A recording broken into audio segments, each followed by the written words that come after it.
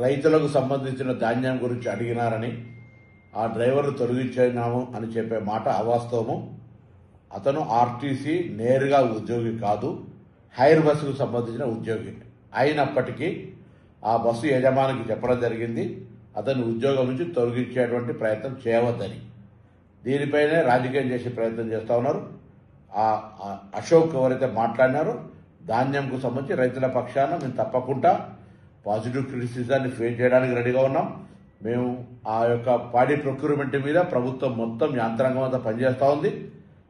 అనుకోనంత పంట రావడం వల్ల కొనుగోలు కేంద్రాలు పెంచి ధాన్యం కొనుగోలు చేసే ప్రయత్నం చేస్తాం. లారీలు ఇతరత్ర అనేక రకాల అంశాలతో ముడిపడి ఉన్నటువంటి ఈ పరిస్థితి, గోడౌన్లు, కేంద్ర ప్రభుత్వం సరి అయినటువంటి సహకారం లేని కారణంగా ఇటువంటి అంశాలు జరుగుతున్నప్పటికీ ధాన్యం కొనుగోలు ప్రక్రియ క్రియాశీలకంగా చేస్తూ ఉన్నాం.